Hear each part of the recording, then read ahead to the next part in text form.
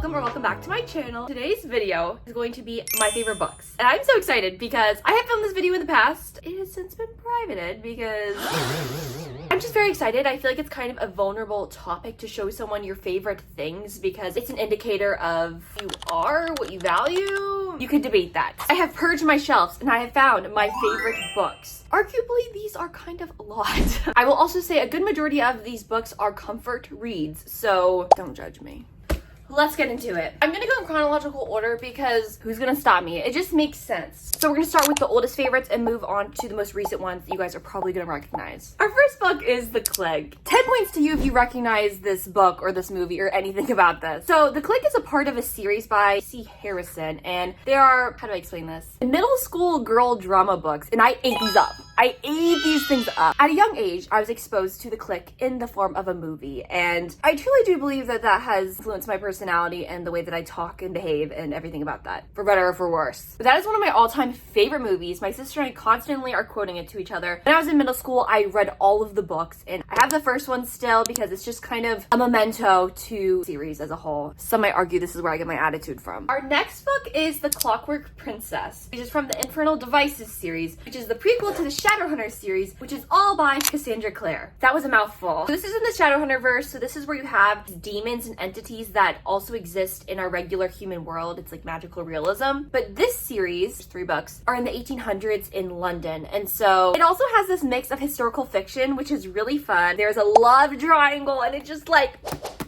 Just to give you an idea, these books reference A Tale of Two Cities by Charles Dickens a lot, especially between a certain character's relationship. And I'm such a big fan that I read the entire thing. Let me show you. It took me 2 years, but I'm not even mad about it. Like literally, Cassandra Clare got me to read Charles Dickens. What can you say about your favorite author? Our next book is Heartless by Marissa Mayer. One second, let me just show you this.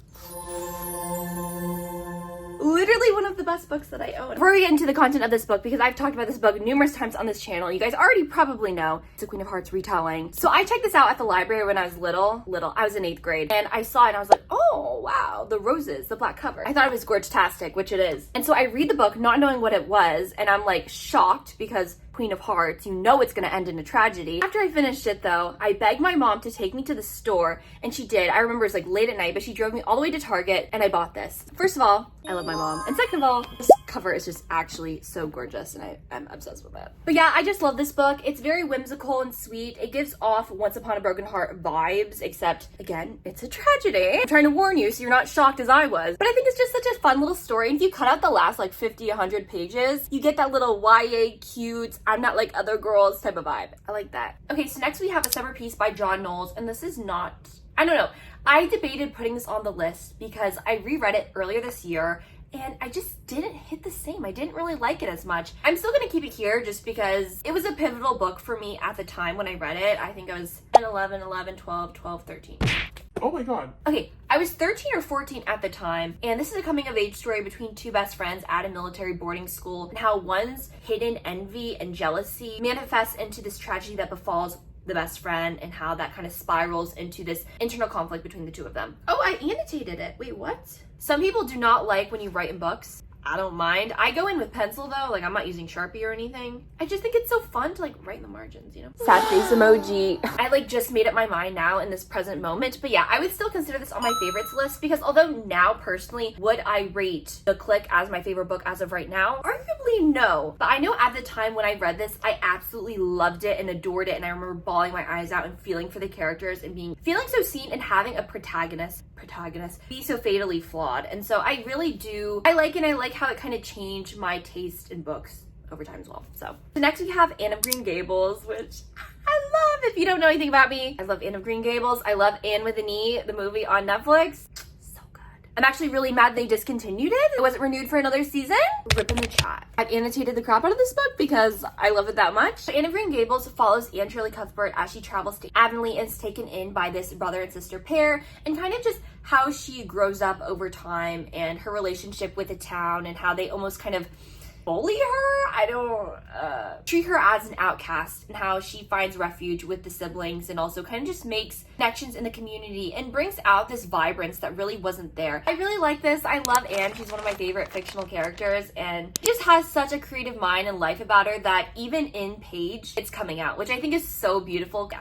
I love her. So our next book is Jane Eyre by Charlotte Bronte, and I love the Bronte sisters. You guys already know. I'm still waiting to read another book by either of the sisters. I was trying to read Vignette, but I just never got around to it when I was at school. Maybe this year I will. Probably not, but we'll see. But I love Jane Eyre. I read this when I was doing my Bronte sisters like backlist video, which have also been privated. I'm so sorry. But I thought this was just a wonderful coming of age story as we follow Jane, and she goes from being an orphan and how her story almost follows this like full nature cycle. I more so just love Jane as a character. She's an INFJ, which you're looking at her too. I feel like she's such a gentle leader that when it comes down to what she wants and what she needs as opposed to what a man is telling her, she goes her own way, which I respect. And it's so amazing because this was in the 1800s, and so kind of risque for a woman to be doing that. At the time, it gave women new autonomy, which really wasn't a thing. Yeah, I really like this book. I read it last year. It helped expose me to more Victorian style literature, which was fun. Our next book is going to be A Little Life, which, you know, of course I had to add it in here, of course. So I read this during my birthday earlier this year in January, and what is there to say? On one hand, yes, I would agree that it's very traumatic and there's just a lot happening. Did I cry? Yeah. But was it extremely impactful? And have I thought about this in the past 2 days? Yeah, I have. I truly do believe that reading A Little Life is an experience, and after you've read it, it's imprinted on you, almost like you've met those characters, you know them, and everything that they went through, it's almost like they told you. Well, could they have told you? No. Anywho, I know this book is polarizing for people and you can debate if you want, but for me personally, on my own personal account, I find this book to allow people to empathize with trauma of others. Hearing about Jude's story and Willem's and Malcolm's and JB's helps you better understand what people can be going through, because wake up call, the things that they talk about in this book are real and they're relevant today. So yeah, I really do like this. I think before I die, maybe I'll reread it one more time, but catch me in another 40 years. Our last book is going to be Coraline by Neil Gaiman, which I love. I love the movie so much. It's one of my all-time favorite movies, hands down, along with The Click. And I read the comic when I was little, and then I read the novel finally this year. And I read it twice actually, because of course I have to reread it. I just find the story super comforting, and I find that Neil Gaiman's writing is accessible and easy to follow, and I really like it. I've continued to just kind of read through his books. I've read Stardust. I've also read The Graveyard Book twice. I don't know why I keep rereading his books, but yeah, I just really enjoy this. If you want a quick read that's also just kind of a fun, creepy story, I feel like this is a good book to read. Okay guys, so these are all of my favorite books in all their glory. Thank you guys for watching, and I will see you guys next time in my next week's video, which could be bookish related, it could be a vlog, it could be lifestyle, who knows at this point, because I clearly don't. I will see you next time. Recent. Whoa. I do not remember it being that thick. I like how you can see my hair dry over the progress of this video. I'll stay in. I have tried reading the second one. Yeah.